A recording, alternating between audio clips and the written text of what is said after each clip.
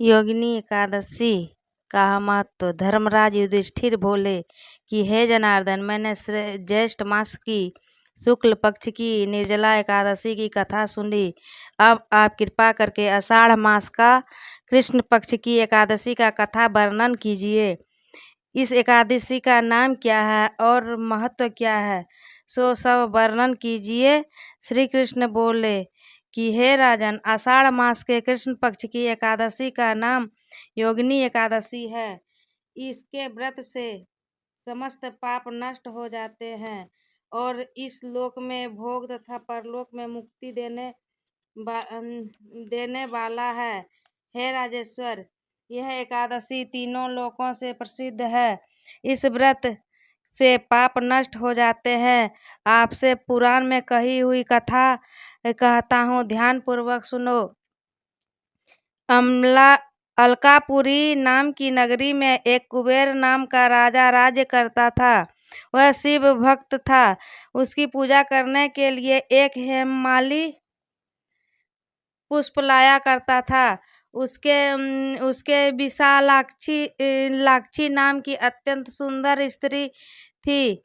एक दिन वह मानसरोवर से पुष्प ले आया, परंतु कामासक्त होने के कारण पुष्पों को रखकर अपनी स्त्री के साथ रमन करने लगा और दोपहर तक न गया। तब राजा कुबेर को उसकी राह देखते देखते दोपहर हो गई, तो उसके क्रोध पूर्वक अपने सेवकों को आज्ञा दी कि तुम लोग जाकर हेममाली का पता लगाओ कि वह अभी तक पुष्प क्यों नहीं लाया है। जब यक्षों ने उसका पता लगा लिया तो वह कुबेर के पास जाकर कहने लगे, हे राजन, वह माली अभी तक अपनी स्त्री के साथ रमन कर रहा है। यक्षों की बात को सुनकर कुबेर ने हेममाली को बुलाने की आज्ञा दी। हेममाली राजा कुबेर के सन्मुख डर से कांपता हुआ उपस्थित हुआ। उसको देखकर राजा कुबेर को अत्यंत क्रोध आया और उसके ओठ फड़फड़ाने लगे।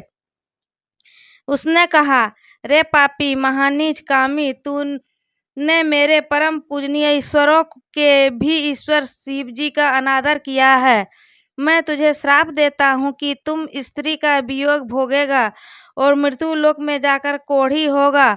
कुबेर के श्राप से वह इसी क्षण स्वर्ग से पृथ्वी पर गिरा और कोढ़ी हो गया। इसकी स्त्री भी उसी समय उससे बिछुड़ गई। मृत्युलोक में आकर उसने महा दुख भोगे, परंतु शिव जी की भक्ति के प्रभाव से उसकी बुद्धि मलिन न हुई और पिछले जन्म की भी शुद्ध रही। इसीलिए अनेक दुष्टों को भोगता हुआ तथा अपने पूर्व जन्म के कुकर्मों को स्मरण करता हुआ हिमालय पर्वत की तरफ चल दिया। वहां पर चलते चलते मार्कंडेय ऋषि के आश्रम पहुंचा। वह ऋषि अत्यंत वृद्ध तथा तपशाली था। वह दूसरे ब्रह्मा के समान प्रतीत हो रहे थे और उसके वह आश्रम ब्रह्मा के सभा के समान शोभा दे रहा था। उसको देखकर वह हेममाली वहां गया और उसको प्रणाम करके उसके चरणों में गिर पड़ा। उसको देखकर मार्कंडेय ऋषि बोले कि तूने कौन से खोटे कर्म किए हैं जिससे तू कोढ़ी हुआ और महान दुख भोग रहा है। इस पर हेममाली बोले, हे मुनि, मैं यमराज कुबेर का सेवक था। मेरा नाम हेममाली है। राजा की पूजा के लिए नित्य प्रति पुष्प लाया करता था। एक दिन अपनी स्त्री के साथ विहार करते करते देर हो गई तो दोपहर तक पुष्प लेकर न पहुंचा। उन्होंने मुझे श्राप दिया कि तू अपनी स्त्री के वियोग में भोग और मृत्युलोक में जाकर कोढ़ी बन तथा दुख भोग। इससे भी कोढ़ी हो गया हूँ और महा दुख भोग रहा हूँ। अतः आप कोई ऐसा उपाय बतलाइए जिससे मेरी मुक्ति हो। इस पर मार्कंडेय ऋषि बोले कि हे भाई, तूने मेरे सन्मुख सत्य वचन कहे हैं, इसीलिए मैं तेरे उद्धार के लिए एक व्रत बताता हूँ। यदि तू आषाढ़ मास का कृष्ण पक्ष की योगिनी नामक एकादशी का विधि पूर्वक व्रत करेगा तो तेरे समस्त पाप नष्ट हो जाएंगे। इस पर हेममाली बहुत प्रसन्न हुआ और मुनि के वचनों के अनुसार योगिनी एकादशी के विधि पूर्वक व्रत किया। इससे प्रभाव से वह फिर अपने पुराने रूप में आ गया और अपनी स्त्री के साथ विहार करने लगा। हे राजन, इस योगिनी एकादशी का कथा फल 88 सहस्त्र ब्राह्मणों के भोजन कराने के बराबर है।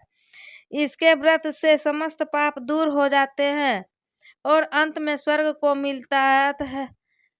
कथा समाप्त। जय श्री मन नारायण भगवते वासुदेवाय नमो नमः।